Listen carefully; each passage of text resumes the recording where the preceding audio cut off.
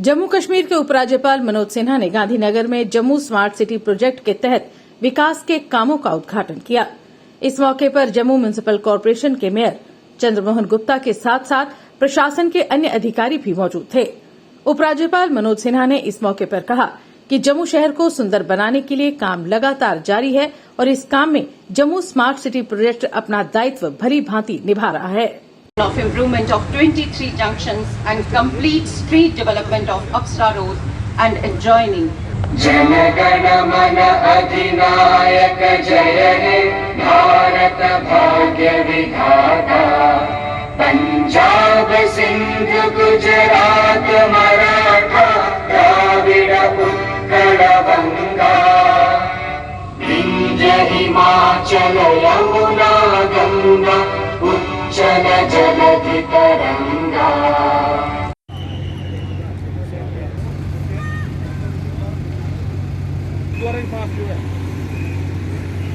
मुझे अत्यंत प्रसन्नता है कि तवी ब्रिज के 2 स्ट्रेच की स्मार्ट लाइटिंग का भी उद्घाटन मुझे जाकर के करना है और अभी 23 रोड जंक्शन से अप्सरा रोड डेवलपमेंट प्रोजेक्ट का शिलान्यास करने का हमें अवसर मिला है।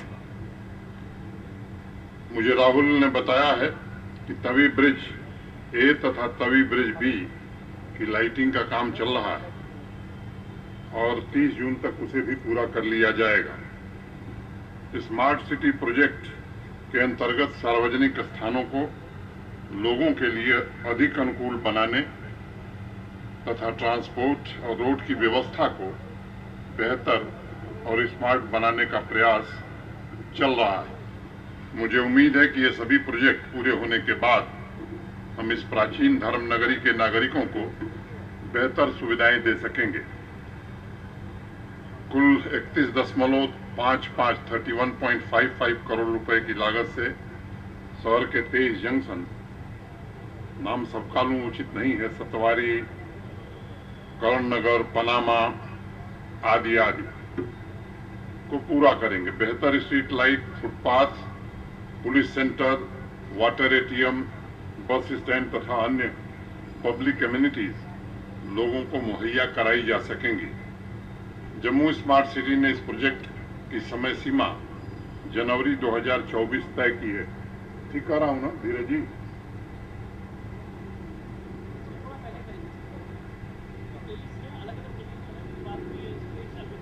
इस प्रोजेक्ट से जुड़े अधिकारियों से मेरी अपेक्षा है, जैसा धीरज जी अभी कह रहे हैं, आप लोग पता नहीं सुन रहे हैं कि नहीं, तो उसके पहले करेंगे। मैं उम्मीद करता हूं कि समय सीमा के भीतर ये परियोजना पूरी हो। कुल 51.50 करोड़ रुपए की लागत से अप्सरा रोड तथा आसपास के रोड का कंप्लीट आधुनिक डेवलपमेंट किया जाएगा, जिसमें 13.64 किलोमीटर बाहर की रोड तथा 5.3 किलोमीटर अंदर की road, public amenities, drainage system तथा पैदल चलने वालों के लिए बेहतर फुटपाथ बनाया जाएगा। आप सब देख रहे हैं कि दुनिया के अनेक शहरों में सड़कों को रिक्लेम करने का एक सिलसिला चल पड़ा है। लोगों की अपेक्षा है कि सरकार इसके लिए रचनात्मक समाधान निकाले। मैं समझता हूं कि जिन 2 प्रोजेक्ट्स का शिलान्यास हुआ है, ये जम्मू शहर में प्रगतिशील रोड का निर्माण करेंगी एवं पैदल चलने वालों तथा साइकिल चालकों के अधिकारों की भी रक्षा करेंगी। ये सच है कि तकनीक आज समाज को सबसे ज्यादा प्रभावित कर रही है। शहरों तथा गांवों में रह रही एक बड़ी आबादी की स्टैंडर्ड ऑफ लिविंग और क्वालिटी ऑफ लाइफ दोनों में बड़ा बदलाव हो। मैं समझता हूं कि यही उद्देश्य जम्मू स्मार्ट सिटी के कामों का है। मॉडर्न तकनीक की मदद से जम्मू स्मार्ट सिटी जन सुविधाओं से संबंधित इंफ्रास्ट्रक्चर को बेहतर बना रही है और शहरों के लिए एक ऐसी समर्पित संस्थागत प्रणाली विकसित करने की कोशिश कर रही है जो व्यापक बदलाव लाने की क्षमता रखती है। आबादी के हिसाब से अगर देखेंगे तो विश्व के अनेक शहरों में स्मार्ट सिटीज का निर्माण हो रहा है। हमारे देश में यह काम पहली बार शुरू हुआ आदरणीय नरेंद्र मोदी जी के प्रधानमंत्री बनने के बाद। वहां के शहर के निवासी नेचर के मुताबिक प्लान बनाते हैं और उनका इम्प्लीमेंटेशन करते हैं। जम्मू स्मार्ट सिटी के निर्माण में प्रशासन ने फिजिकल तथा डिजिटल इंटीग्रेशन के साथ एक अच्छी कार्य योजना विकसित की है, जो सस्टेनेबल भी होगी, समृद्ध भी होगी, समावेशी भी होगी और इस प्राचीन शहर की सांस्कृतिक धरोहर को भी सहेज सकेगी। मैं मानता हूं किसी भी शहर या सभ्य समाज तथा अर्थव्यवस्था के लिए अच्छी सड़क, ट्रांसपोर्ट की अच्छी सुविधा ये हृदय के धड़कन की तरह होती है। अगर हम इतिहास के पन्नों को पलटेंगे तो पता चलता है कि अच्छी सड़क की व्यवस्था न सिर्फ उस शहर के बासिंदों का जीवन सुगम बनाती है, बल्कि नए बिजनेस सेंटर की स्थापना में भी मदद करती है और यहाँ तक कि रोड की वजह से नए शहरों का निर्माण भी देखने में आया है। ऐसे उदाहरण हमारे सामने अनेक हैं और मुझे लगता है कि रोड अब केवल फिजिकल यूनिट नहीं है, बल्कि अनेक कम्युनिटीज के साथ मिलकर एक इंटेलिजेंट सिस्टम निर्मित कर रही है। शहरों की सस्टेनेबिलिटी आज निश्चित रूप से आवश्यक है। कोरोना के पश्चात लोगों के जीवन में बहुत सी परेशानियां आई हैं। आज लोग जन सुविधाओं को लेकर अधिक सक्रिय हुए हैं। स्वास्थ्य के अलावा घर से बाजार तक जाने की आदतों में भी बदलाव आने लगा है। लोगों की अपेक्षा है कि बेहतर बस स्टॉप हो, बेहतर पब्लिक स्पेस हो, बच्चों को खुली हवा में सांस लेने के साथ साथ मनोरंजन का साधन भी उपलब्ध हो, मोहल्लों में भी लोगों को प्राकृतिक वातावरण मिले, ये हर शहरी की अपेक्षा है। स्मार्ट सिटी का उद्देश्य मुझे लगता है कि इन सभी अपेक्षाओं को पूरा करना ही होना चाहिए। और ये सच है कि जो पहले म्युनिसिपल कमिश्नर हमारी थी, मेयर साहब और उनकी पूरी टीम ने एक मजबूत बुनियाद जम्मू स्मार्ट सिटी की रखी है और मुझे पूरा भरोसा है कि हमारे नए म्युनिसिपल कमिश्नर राहुल यादव इस बुनियाद पर एक मजबूत और भव्य भवन खड़ा कर सकेंगे। मित्रों, शहर का समग्र विकास सिर्फ आधुनिकता को व्यक्त नहीं करता है, बल्कि आम लोगों के जीवन मूल्यों और सृजनात्मकता को भी पोषित करता है। मंदिरों के इस शहर में भक्ति, शौर्य, देश के प्रति त्याग और समर्पण, करुणा एवं प्रेम की भावना पहले से विराजमान रही है। स्मार्ट सिटी के प्रोजेक्ट को मैं चेतना की संपदा मानता हूं और ये जरूरी है कि हमारी संस्कृति की इस ऐतिहासिक विरासत की रक्षा की जाए और उससे जुड़ी सुविधाओं को आधुनिक परिप्रेक्ष्य में लोगों तक पहुंचाया जा सके। स्मार्ट सिटी से जुड़ी सुविधाएं किसी वर्ग विशेष की नहीं है, ये बात हमें ध्यान में रखनी चाहिए, बल्कि जम्मू के आम नागरिक की ये सुविधा है। इसलिए प्रत्येक नागरिक की जिम्मेदारी है कि सामूहिक प्रतिबद्धता के साथ इन सुविधाओं का हम इस्तेमाल भी करें और इनकी रक्षा भी करें। प्रशासन तथा जनता के बीच परस्पर संबंध सूत्रों को मजबूत करने का दायित्व सरकार पर तो है ही, जनता पर भी मैं समझता हूं उतना ही है।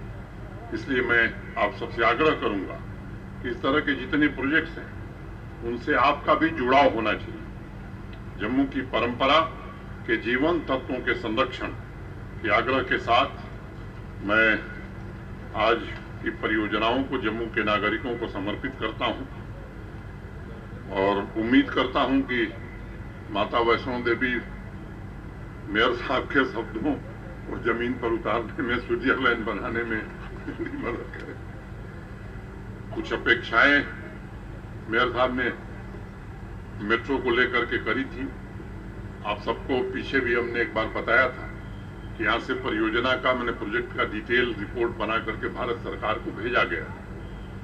अब वहाँ भी जो मंत्रालय हाउसिंग और अर्बन डेवलपमेंट का उसने स्वीकृति प्रदान कर दी है। वित्त मंत्रालय ने भी उसमें अपनी सहमति दे दी है। अब भारत सरकार की कैबिनेट की स्वीकृति के बाद उसके टेंडर की प्रक्रिया की जाएगी। अब वो कब हो जाएगा, मुझे लगता है कि ये भारत सरकार की कैबिनेट ही बता सकती है, लेकिन मैं इतना जरूर कह सकता हूं कि आने वाले समय में ये शुभ समाचार आपको जरूर मिलेगा कि जम्मू और श्रीनगर की मेट्रो परियोजना पूरी हो गई। धीरज जी ने आपको बताया कि अक्टूबर तक बसें भी चलने लगेंगी। एक अपेक्षा मेरी धीरज जी से और है, एक बहुत बड़ी कॉन्फ्रेंस यहाँ हुई थी। जम्मू के लोग मुझसे कह रहे थे कि उस कॉन्फ्रेंस का क्या हुआ, कब घर यहाँ उपलब्ध होंगे, हाउसिंग कब उपलब्ध। मेरा अनुरोध होगा आपसे कि इस परियोजना को भी जमीन पर उतारने में हम सब लोगों को पूरी मेहनत करनी चाहिए। जम्मू श्रीनगर के अलावा जो दूसरे शहर हैं, पहले फर्स्ट फेज में इन शहरों में मुझे लगता है कि हाउसिंग के लिए यहाँ के लोकल लोग भी रुचि रखते हैं। तो मेरा व्यक्तिगत आपसे आग्रह होगा कि इस पर थोड़ा विशेष ध्यान दे करके अगर इस परियोजना को हम लोग जमीन पर उतार सकेंगे तो मुझे लगता है कि कई लोगों के आवास की समस्या भी अमल कर सकेंगे, यहाँ की अर्थव्यवस्था को भी मजबूत करने में हम योगदान दे सकेंगे और यहाँ के लोगों को रोजगार के अवसर भी उसके कारण हम दे सकेंगे। मित्रों, मोटे तौर पर आज बात यहीं तक सीमित की जाए, नहीं तो बात निकलेगी तो दूर तलक जाएगी। कई लोगों ने कई बातें कही, मेहता साहब ने थोड़ा संकेत किया है। कुछ चीजें हमें विरासत में मिली और उस विरासत को ढोते ढोते काफी दिक्कतें हो रही। मुझे याद है 31 मार्च को के बाद किसी कार्यक्रम में मैं बोल रहा था, तो 31 मार्च जो खत्म हुआ है अभी, उस आंकड़े को मैं दोहराना चाहता हूं। ये पिछले दो मेरे भाषण हैं, उसके दो वाक्य दोहरा करके मैं अपनी बात खत्म करूंगा। जब बहु फोर्ट का उद्घाटन हुआ था तो उस दिन मैंने एक बात कही थी, मुझे फिर वो याद आ गई, मैं दोहराना चाहता हूं कि महाभारत में आपने यक्ष युधिष्ठिर संवाद आप में से अनेक लोगों ने सुना होगा। तो यक्ष के प्रश्न बड़े कठिन प्रश्न थे। युधिष्ठिर के सभी भाई, माने पांडवों के जो भाई थे वो मर गए थे और यक्ष ने युधिष्ठिर से कहा कि भाई हमारे प्रश्नों का जवाब दोगे तो आपके भाइयों को मैं जिंदा कर दूंगा। तो 5 प्रश्न पूछे, मैं पांचों का जिक्र नहीं करूंगा। एक प्रश्न युधिष्ठिर से उसने पूछा, किम आश्चर्यम, आश्चर्य क्या है। तो युधिष्ठिर ने जो जवाब दिया, एक आदमी दूसरे आदमी को मरते हुए देखता है फिर भी जीने की इच्छा रखता है, इससे बड़ा आश्चर्य इस धरती पर कुछ नहीं। तो उस दिन बहु फोर्ट में मैंने यही कहा था कि जम्मू में भी परियोजना समय सीमा के भीतर जम्मू कश्मीर में पूरी हो जाए। अगर मुझसे एक सवाल करता तो मैं यही कहता, इससे बड़ा आश्चर्य कुछ नहीं है। ये बात मैंने उस दिन कही थी। मैं उम्मीद करता हूं कि वो स्थिति आगे भी बनी रहेगी। अभी मेरे पूर्व धीरज जी ने बताया, मेयर साहब ने, MP साहब ने बहुत सारी बातें बताई हैं, उनको दोहराना मैं नहीं चाहता हूं। लेकिन 31 मार्च को हमारी स्थिति क्या रही, ये जरूर हम आपसे जिक्र करना चाहते हैं। मोटे तौर पर जो टैक्स कलेक्शन हमारा, मैं वो देख रहा था, GST कलेक्शन देश के बाकी राज्यों में जब घट रहा था तो लगभग 24% की वृद्धि हमारी हुई है। एक्साइज में 30% की वृद्धि हुई है। स्टैंप में 56.12% की वृद्धि हुई। स्टेट टैक्स केवल पेट्रोल और डीजल पर लगता है। और एक बात मैं जरा इसलिए कहना चाहता हूं कि ये जानना जरूरी है कि देश में सबसे सस्ता डीजल पेट्रोल जम्मू कश्मीर में मिलता है। ये आपको मैं बता, आप चले जाइए पंजाब बगल में, चले जाइए बगल के राज्य हैं हिमाचल, सबसे सस्ता डीजल पेट्रोल हम देते हैं। बावजूद इसके उसमें भी 25.33% की हमारी ग्रोथ है। मैं जब आया था 8 अगस्त 2020 को, आप में से अनेक लोग यहां से फ्लाइट से जाते हैं, कितनी फ्लाइट चलती थी जम्मू से? कई चेहरे हैं, बताएं क्या फ्लाइट चलती थी? मेयर साहब, MP साहब, आप तो रेगुलर जाते हैं, अब कितनी चलती है?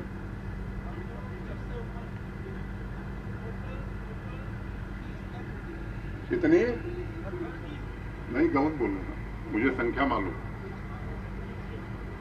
आज 44 फ्लाइट ऑपरेट हो रही है जम्मू से। जैसा उन्होंने बताया, नया टर्मिनल, उसके लिए जमीन दी गई है। एयरपोर्ट अथॉरिटी टेंडर कर देगी तो नया टर्मिनल भी बन जाएगा।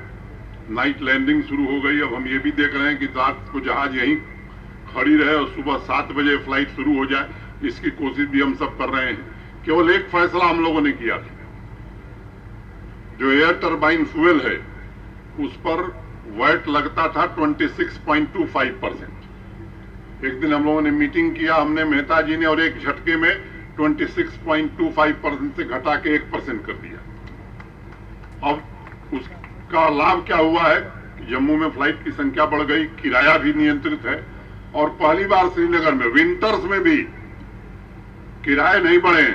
एक दिन बढ़ा, उसी दिन मुझे लगता है कि एयरलाइंस को हम लोगों ने चेताया था कि अगर किराया बढ़ाओगे तो फिर हम वेट बढ़ा देंगे। अब दिल्ली में हवाई जहाज फ्यूल नहीं लेता है, वो आता है तो श्रीनगर और जम्मू में भरवाता है, क्योंकि दिल्ली में वेट अभी 25% है। तो इन फैसलों के कारण ये परिवर्तन आए हैं, और यहाँ की साख बहुत अच्छी रही है जम्मू कश्मीर की। इस बार 31 तारीख को किसी का एक पैसा बकाया नहीं हमारे पास। 31 मार्च को जितने वेरीफाइड बिल्स थे कॉन्ट्रैक्टर्स के, सप्लायर्स के, सबका भुगतान हो गया। सेंट्रली स्पॉन्सर्ड स्कीम में पैसा हमको नहीं मिलता था, क्योंकि हम उसका भुगतान हो गया। एडवांस ड्रॉल हमने कोई नहीं किया। सबकी पेंशन, ग्रेच्युटी, प्रोविडेंट फंड सारे कर्मचारियों का क्लियर कर दिया। और जो पेंशन देने के लिए कर्जा हमारे दादाओं ने लिया था, उसका भी एक बड़ा हिस्सा हम लोगों ने इस बार 4119 करोड़ उसमें भी भर दिया। 810 करोड़ रुपया पावर यूटिलिटी को इस बार दिया गया, और कीरू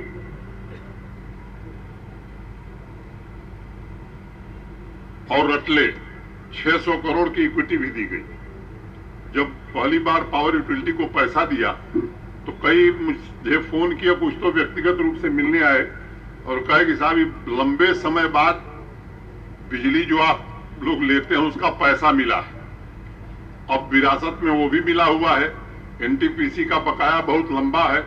एनटीपीसी ने 3 दिन पहले, 4-5 दिन पहले कहा साहब बकाया नहीं देंगे तो हम आपकी बिजली काट देंगे, और बिजली में कटौती उन्होंने कर दिया है। तो बाप दादा खा के गए हैं, कर्जा हम लोग भर रहे हैं। अब ये स्थिति है। मंत्री जी से, मैंने बिजली मंत्री जी से बात की, उन्होंने कहा कि एक प्रपोजल बनाइए कि 5-6 साल में भुगतान कर देंगे, तो फिर हम जो एनटीपीसी बिजली देती है वो बिजली हम दिलवाना शुरू करते हैं। तो कल मेहता जी ने बना करके बिजली मंत्री साहब को भेज दिया है। मैं उम्मीद करता हूं कि कल से वो एनटीपीसी की बिजली हमें मिलने लगेगी, तो जो 4-5 दिन आपको असुविधा रही है उस असुविधा से भी हम मुक्त कर सकेंगे आपको। ट्रांसमिशन और डिस्ट्रीब्यूशन के क्षेत्र में पिछले 1.5 वर्षों में काफी अच्छा काम हम लोगों ने किया। आप सबको मालूम है कि जम्मू और आसपास की पूरी बिजली गलटनी सब स्टेशन से जाती थी। 14-15 साल पहले वो ट्रांसफार्मर जल गया था और 65% क्षमता पर चलता था। अब हमारी आज की तारीख में स्थिति है कि जितने हमारे रिसीविंग स्टेशन उनमें बेहतर बिजली की व्यवस्था होगी। बिजली रहेगी तो लोगों को मिलेगी, और ये कोशिश हम कर रहे हैं। एक अनुरोध मैं और करना चाहता हूं, सुविधा हमको सब चाहिए, लेकिन भुगतान हम किसी चीज का नहीं करेंगे। मित्रों, ये व्यवस्था नहीं चल सकती है, और आप सब लोग, मैं समझता हूं कि प्रबुद्ध लोग हैं, आपकी बात लोग ज्यादा सुनेंगे। और मेरा निवेदन है आपसे कि इस व्यवस्था में आप सहयोग करिए। हम आपको एक बात का भरोसा देते हैं कि अधिकांश सुविधाएं हम डिजिटल करते जा रहे हैं, ताकि किसी सामान्य आदमी को दिक्कत न हो।